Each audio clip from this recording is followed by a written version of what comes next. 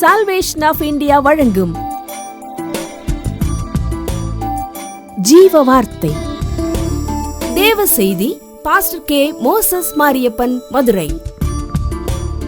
ஆண்டவருடைய திருநாமத்திலே திருச்சபையில் அமர்ந்திருக்கிற உங்களையும் தொலைக்காட்சியிலே பார்த்து கொண்டிருக்கிற உங்களையும் கூட அன்போடு கூட நான் வாழ்த்துவதிலே மிகுந்த மகிழ்ச்சி அடைகிறேன்.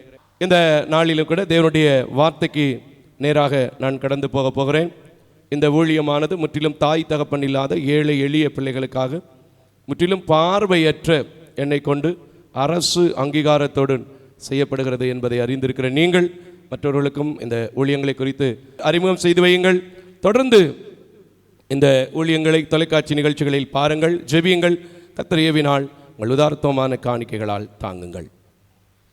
என்ன பேசலாம் அப்படின்னு ஆண்டுடைய சமூகத்தில் உட்கார்ந்த போது, லெந்து காலம் ரொம்ப நிறைய பேர் எதிர்பார்ப்போடு காத்திருக்கிற ஒரு காலம்.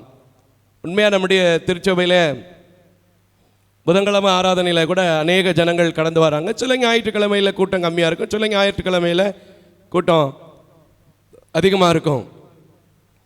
ஆனால் அது எது எப்படி இருந்தாலும் நேரடியாக நம்ம போடக்கூடிய லைவ் மூலமாக அநேக ஜனங்கள் ஆண்டுடைய வார்த்தை கேட்கிற சாட்சிகள், முதியோரையா பெரிய பெரிய வயது முதிர்ந்தவர்கள் எல்லாம் கேட்கிற சாட்சிகள், சொல்லுகிற காரியங்களை பார்க்கும்போது நான் கர்த்தருக்குள்ளே மிகுந்த மகிழ்ச்சி அடைவேன். கரங்களை தட்டி கடவுளுக்கு ஒரு நன்றி சொல்லுமா?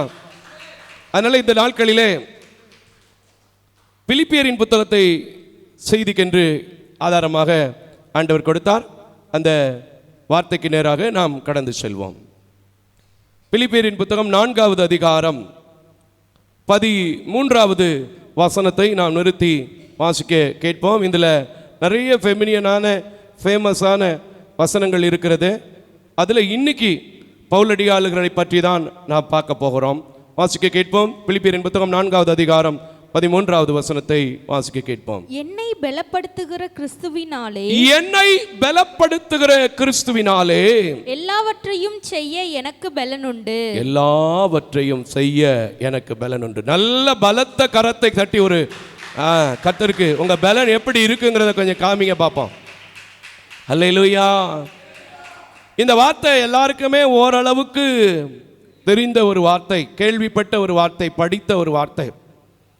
ஆனால் இன்னும் நிறைய பேர் ஃபோன் பண்ண உடனே என்னங்க சொல்றீங்க சொல்லுங்க, ரொம்ப பலகீனமாக இருக்குன்னு சொல்றது ஒரு விஷயம். என்னால் எத்தனையோ முயற்சி பண்ணுறேன் பிரதர், இந்த இடத்த வாங்க முடியல. எவ்வளவோ முயற்சி பண்ணுறேன் பிரதர், எனக்கு என் பிள்ளைக்கு கல்யாணத்தை செய்ய முடியல. அல்லேலூயா. எவ்வளவோ முயற்சி பண்ணுறேன் பிரதர், குழந்தைக்காக ட்ரீட்மெண்ட் எடுக்கிறேன், ஒரு குழந்தை பாக்கியமே கிடைக்கல. எவ்வளவோ முயற்சி பண்ணுறேன், இன்டர்வியூவாக போகிறேன், வேலையில் செலக்ட் ஆக முடியல. எவ்வளவோ முயற்சி பண்ணுறேன், பிஸ்னஸுக்காக பணம் கிடைக்கணும்னு யாருமே எனக்கு என்ன செய்ய மாட்டாங்க, உதவி செய்ய மாட்டாங்க. ஆனால் பவுல் ஒரு அழகான வார்த்தையை சொல்கிறான்.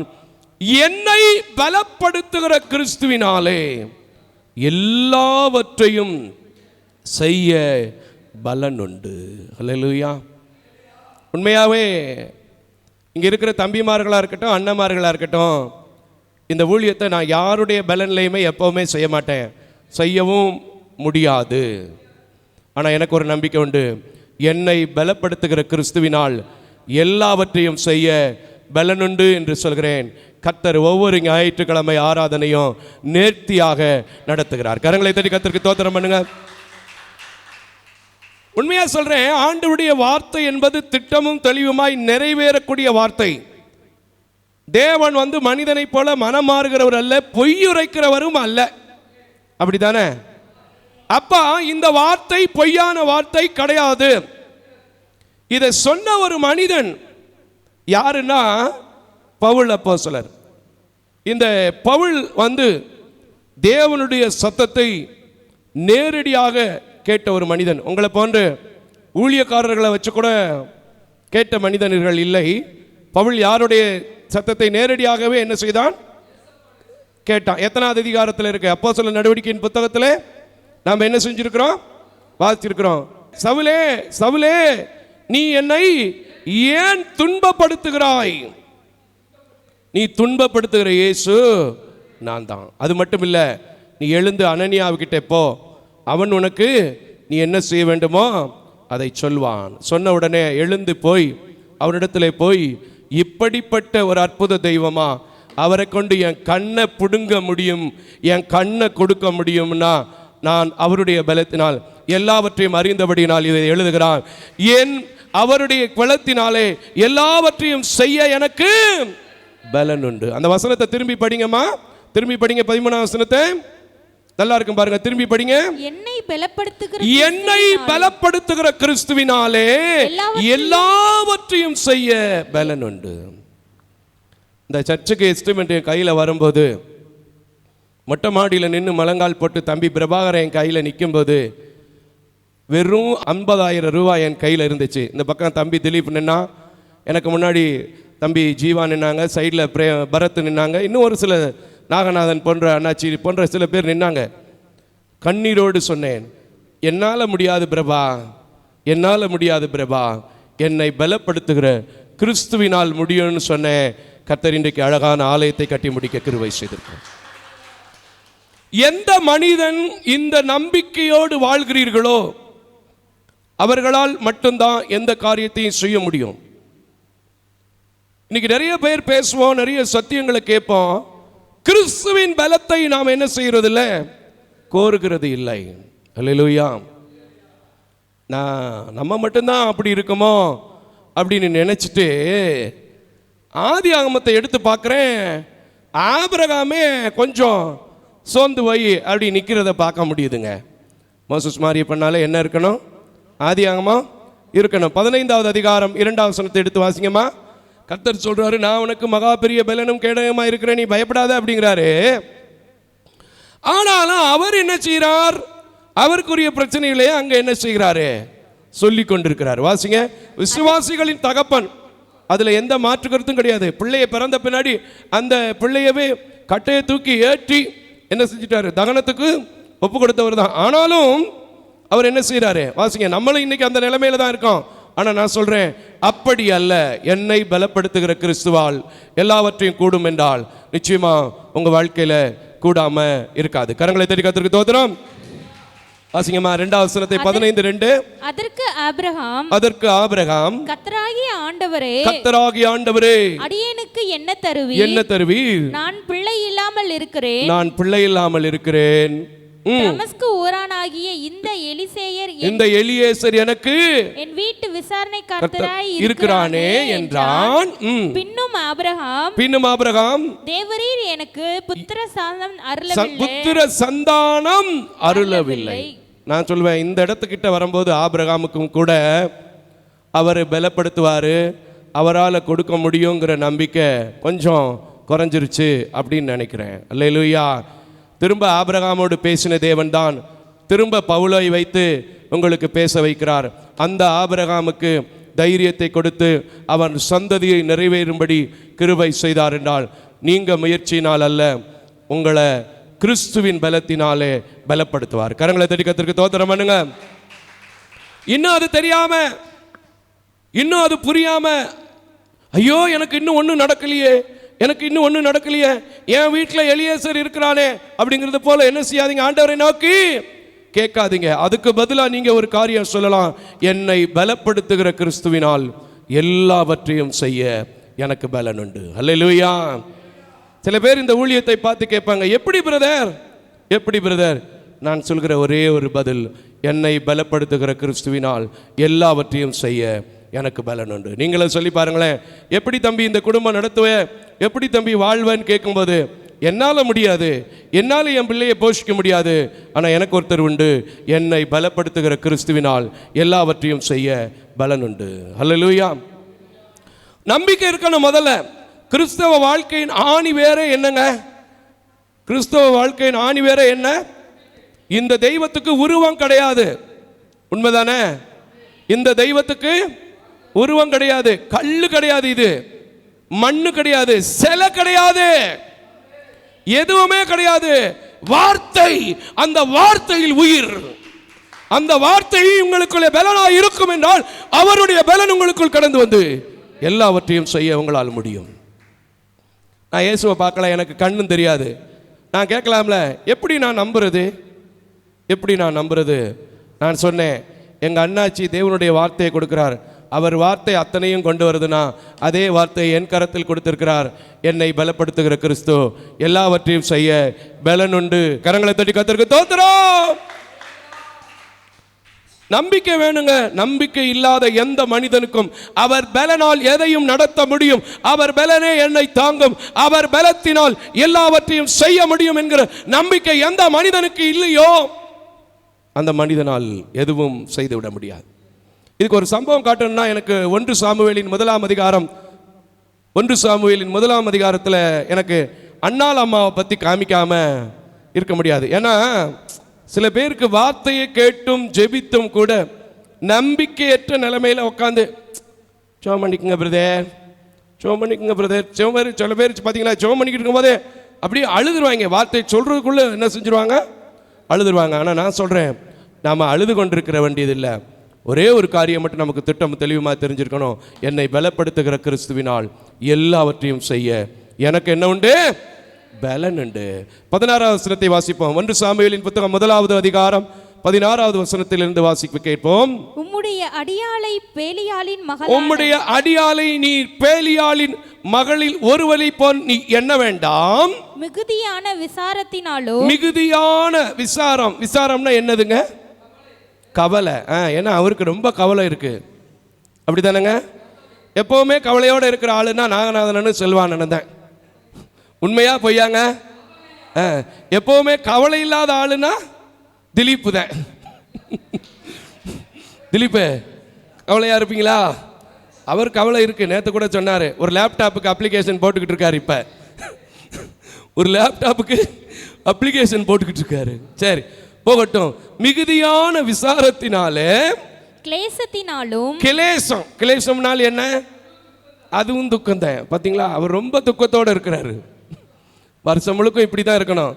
ஆனால் உங்களுக்கு நான் சொல்கிறேன், பலகீனத்தில் அவருடைய பலன், என்னை பலப்படுத்துகிற கிறிஸ்துவினால எல்லாவற்றையும் செய்ய பலன் உண்டுனா அந்த மிகுதியான விசாரமும் மாறும், கிளேசமும் மாறும். சரி வாசிங்க. கிளேசம் உள்ள ஸ்ரீ வாசிமா. இந்நேரம் மட்டும் விண்ணப்பம் பண்ணினேன் என்றார். விண்ணப்பம் பண்ணினேன். கரங்களை தட்டி கர்த்தருக்கு ஸ்தோத்திரம் பண்ணுங்க. இதுதாங்க அவருடைய நம்பிக்கை. இவர் என்ன சொல்றாரு? அழுதுகிட்டு இருக்கா, போதையில இருக்கா அப்படின்னு. அவன் என்ன சொல்றா? இல்லையா, இல்ல, எனக்கு ஒருத்தர் இருக்கிறாரு, என்னை பலப்படுத்துகிற கிறிஸ்துவினால் எல்லாவற்றையும் செய்ய பலன் உண்டு. நான் அதனால என்ன செய்யறேன்? என் கவலைய அவர்கிட்ட இறக்கி வச்சுட்டேன். சரி, அது கூட இல்லை, இன்னும் முக்கியமான வார்த்தை, இந்த செய்திக்கு தேவையான வார்த்தை இருக்கு பாருமே. வாசி மக்களை கீழே அப்படியே வாசிங்க, தொடர்ந்து வாசிங்க. அதற்கு ஏலி சமாதானத்துடனே போ. கரங்களை தட்டி கர்த்தருக்கு ஸ்தோத்திரம். ஆமென், ஆமென், ஆமென். சமாதானத்தோட போ. நீ இஸ்ரவேலின் தேவனிடத்தில் கேட்ட உன் விண்ணப்பத்தின்படி அவர் உனக்கு கட்டளையிடுவாராக என்றான். ஆமென். அப்பொழுது அவள் உம்முடைய அடியாளுக்கு உம்முடைய கண்களிலே தயவு கிடைத்தது நல்லது என்றார். பின்பு அவள் அந்த ஸ்ரீ, இப்பதான் நீங்க கொஞ்சம் கவனிக்கணும் சிஸ்டர், பிரதர், இப்பதான் நீங்க கவனிக்கணும். பின்பு அந்த ஸ்ரீ புறப்பட்டு போய் போஜனம் செய்தாள். அப்புறம் அதற்கு பிறகு அவள் துக்கமுகமாய் இருக்கவில்லை. கரங்களை தட்டி கர்த்தருக்கு ஸ்தோத்திரம். ஏன்னா அவளுக்கு தெரியும், என்னை பலப்படுத்துகிற கிறிஸ்துவினாலே எல்லாவற்றையும் செய்ய முடியும் என்று.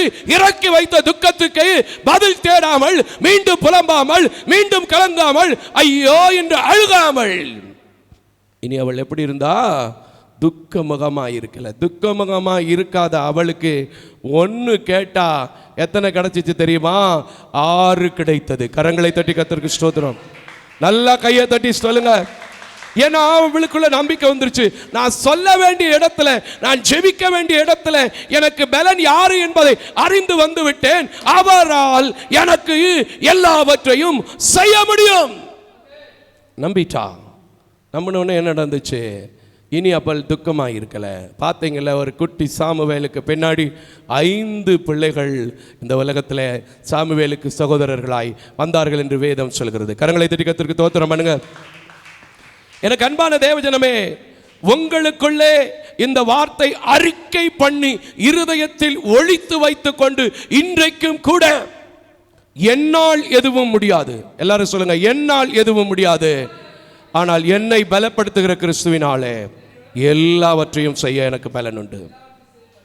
தாவீது இந்த 27ஆம் சங்கீதத்தில் கூட 3ஆம் வசனத்தில், முதல் வசனத்தில் என்ன சொல்றாரு வாசிமா, நல்லா இருக்கும். 3ஆம் வசனத்தை கொஞ்சம் வாசிங்க, நல்லா இருக்கும். 27ஆம் சங்கீதத்தில் அவருக்கு ஒரு நம்பிக்கை பாருங்க. நான் சொல்றேன், நம்பிக்கை தேவன் பலத்தினாலே தேவனால் செய்ய முடியாத காரியம் எதுவும் இல்லை என்று எந்த மனிதர்கள் நம்புகிறீர்களோ அந்த மனிதனுக்கு தான் அவருடைய பலன் கடந்து வந்து உங்க பலகீனத்தை சரீரத்தில் மட்டுமில்லை எந்த சூழ்நிலையில் இருந்தாலும் எடுத்து போடும். கரங்களை தட்டி கர்த்தருக்கு ஸ்தோத்திரம். வாசிங்க 3ஆம் வசனத்தை. எனக்கு விரோதமாக ஒரு பாளையம் இறங்கினாலும் என் இருதயம் பயப்படாது. ஆமென். என்னைக்காவது இப்படி சொல்லியிருக்கீங்களாங்க? சொல்லுங்க, என்னைக்காவது இப்படி சொல்லியிருக்கீங்களா? போன 2-3 நாளைக்கு முன்னாடி ஒரு சகோதரர் ஆஸ் வெட்னஸ்டே அன்னைக்கு தான், புதன்கிழமை அன்னைக்கு தான், பக்கத்து வீட்டுக்காரர் குடிச்சிட்டு வந்துட்டார். குடிச்சிட்டு வந்து ஒரே சலம்பல் வந்து பார்த்துட்டு கையை பிடிச்சி இழுத்துட்டு பேசக்கூடாத சில வார்த்தைகள் பேசிட்டு போயிட்டார். இப்போ நடந்தது சாம்பல் புதல் அன்னைக்கு நைட்டு சாயங்காலம். உடனே நாகநாதன் நினைச்சிக்கும் அந்த 2 அக்காமார்கள் பக்கத்தில் இருக்கிறாங்க, விஜயலட்சுமி அக்கா, இன்னும் 2 அக்கா. வீட்டுக்கு போகிறதுக்கே மனசு இல்லை. நான் கதவை பூட்டிட்டு பயப்படாமல் வீட்டுக்கு போயிட்டேன்.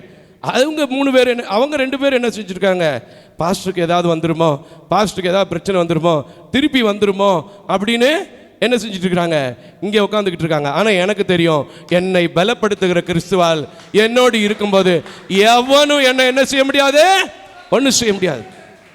நான் பாட்டுக்கு போய் கதவை பூட்டிட்டு படுத்துட்டேன். அவன் அந்த நம்பிக்கை நமக்கு இருக்கிறதுனால தான் ஒவ்வொரு நாளும் ஒவ்வொரு காரியத்திலும் நாம் என்ன செஞ்சிட்டு இருக்கிறோம், வெற்றி பெற்று கொண்டிருக்கிறோம். கரங்களை தட்டி கர்த்தருக்கு ஸ்தோத்திரம். இன்னைக்கும் இதை கேட்டுக்கொண்டிருக்கிற, பார்த்து கொண்டிருக்கிறேன் அன்பான தேவஜனமே, உங்க வாழ்க்கையில பல லட்சங்களை இழந்து கலங்கி கொண்டிருக்கிறீர்களா?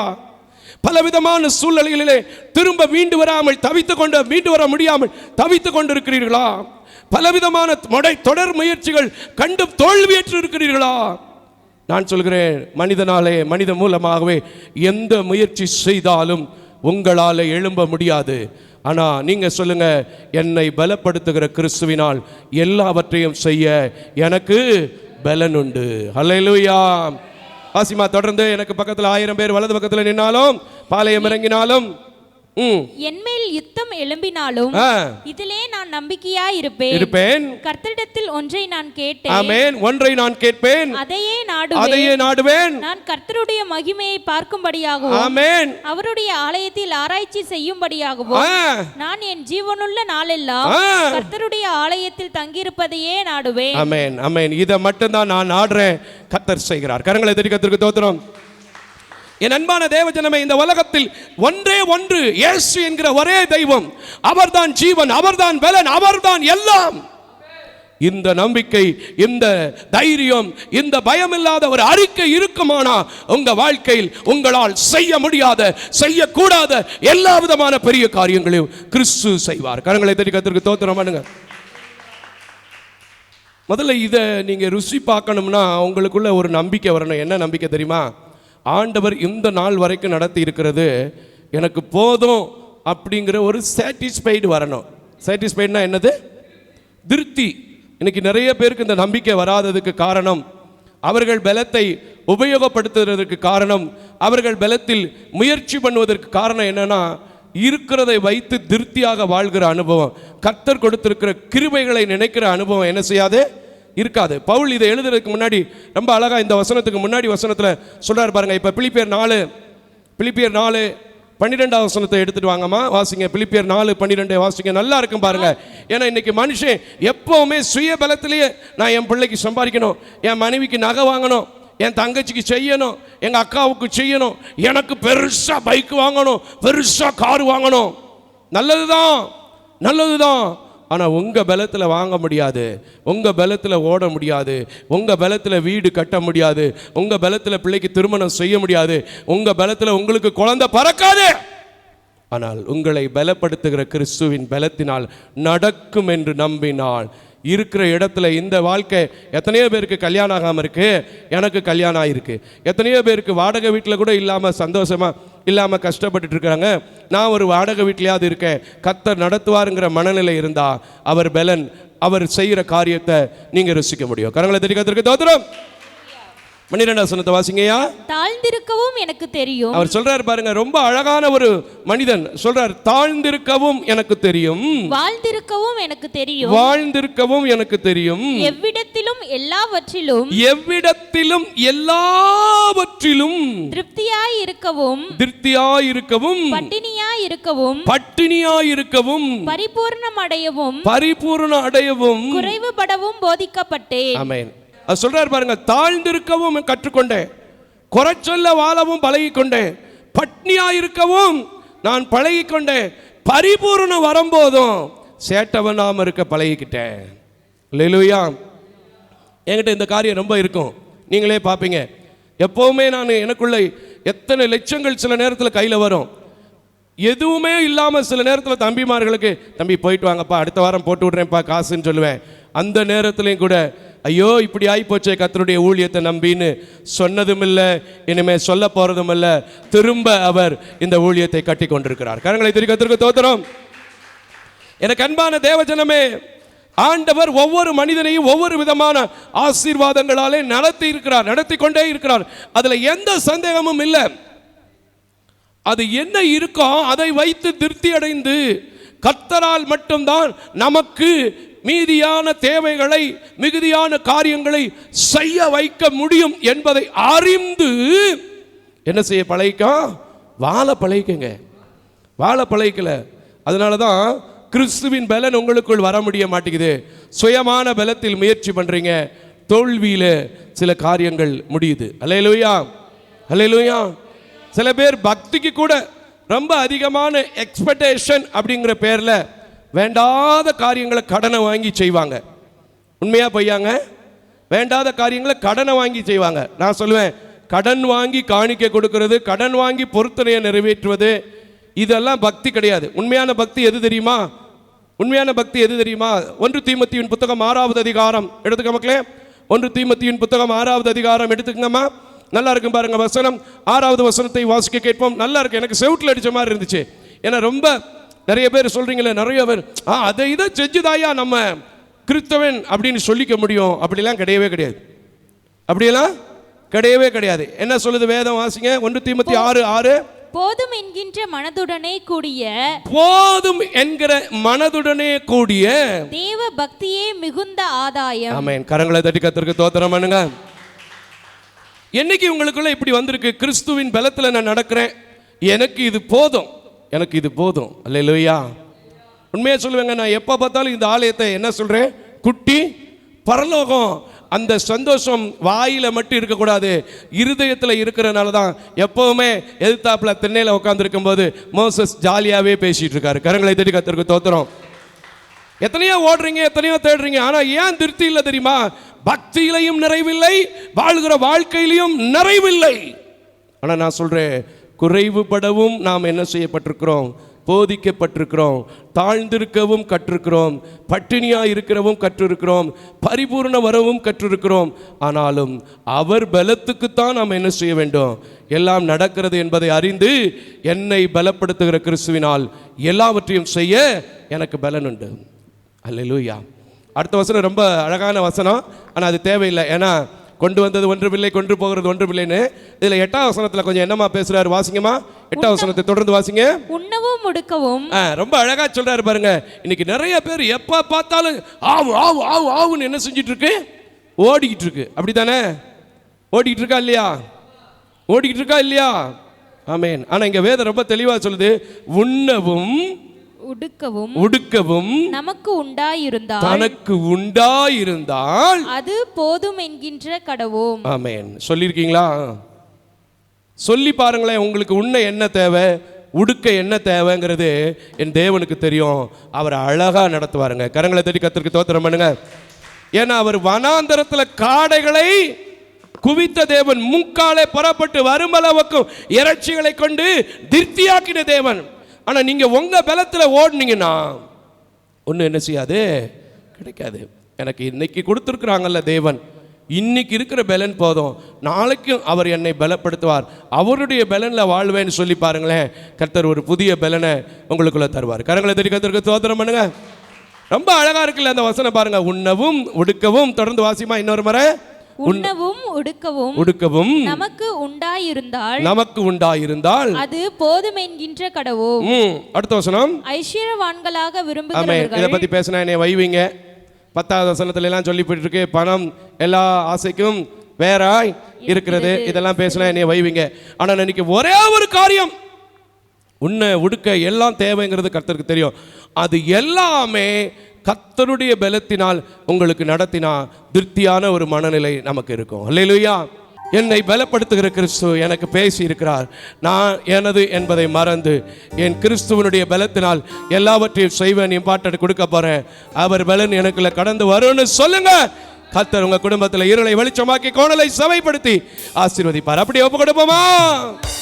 அல்லேலூயா. என் சித்தமல்ல உம் சித்தம் நாதாம், என்னாலே அல்ல உம்மாலே ஆகும். இப்பமோ சில மேட்டிமை, சில காரியம் இருக்குன்னா அப்படியே கீழே இறக்கி வச்சுட்டு, ஆண்டவரே என்னால் ஒன்றும் வர முடியாது, என்னால் போக முடியாது, ஆனால் நான் உம்முடைய பலத்தில் போகணும்னு நினைக்கிறேன். வெளிநாட்டுக்கு போகணும், நல்லா சம்பாதிக்கணும், என் பிள்ளைய திருமணம் முடிச்சு கொடுக்கணும், என் பிள்ளைக்கு ஒரு கர்ப்பத்தின் கனி வேணும் கேட்போமா? என் சுயத்தை முயற்சி பண்ணி என் பலன்ல ஓடி இன்னும் என்னால செய்ய முடியாத காரியம் எத்தனையோ இருக்கு. அது இப்பவும் கூட நான் தெரிஞ்சுக்கிட்டேன், என்னால ஒண்ணுமே செய்ய முடியாது என்பதை தெரிஞ்சுக்கிட்டேன். ஆனால நீங்க கொடுத்திருக்கிறத வச்சு மனரமியமா இருக்க கற்றுக்கொண்டு போதும் என்கிற மனதுடனே மிகுந்த பக்தி ஆதாயமாக்கி உம்முடைய சமூகத்துல வந்திருக்கிறேன். கிறிஸ்துவனுடைய பலன் எனக்குள்ள கடந்து வந்து உம்மை கொண்டு எனக்கு தேவையானது எல்லாம் உம்முடைய பலத்துல செய்யணும். நான் வாஞ்சிக்கிறேன்ப்பா, எனக்கு கொடுங்கன்னு கேளுங்க.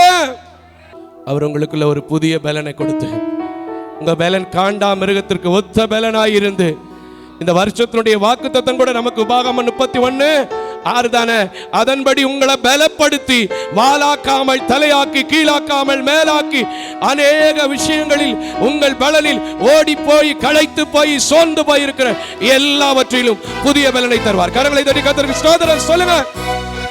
கிருபையும் இரக்கம் நிறைந்த நல்ல ஆண்டவரே, என்னை பலப்படுத்தி இருக்கிற கிறிஸ்துவினாலே எல்லாவற்றையும் செய்ய முடியும் என்று நம்பி இந்த ஊழியத்தை ஒவ்வொரு நாளும் உம்முடைய சமூகத்தில் ஒப்பு கொடுத்து செய்யும் போது உம்முடைய பலன் என் பிள்ளைகளை படிக்க வைக்குது, உம்முடைய பலன் என் ஊழியத்தின் தேவைகளை சந்திக்குது, உம்முடைய பலன் இந்த ஊழியத்திற்கு அநேக சாட்சிகளை கொடுக்கிறது.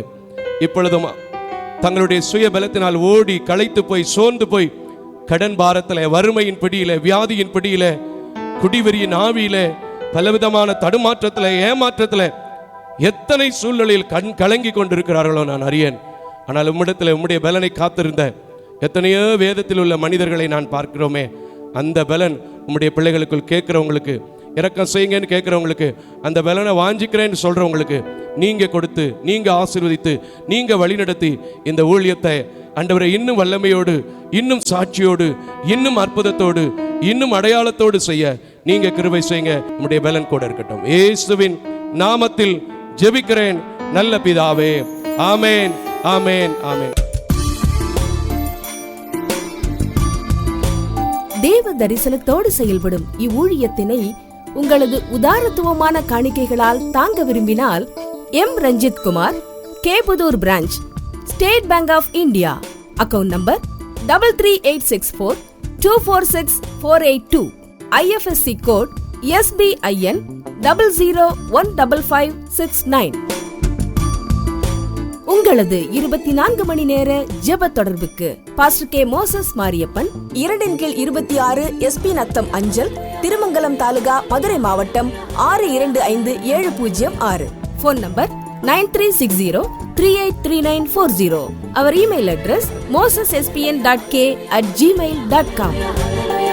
ஜெபியுங்கள், தாங்குங்கள்.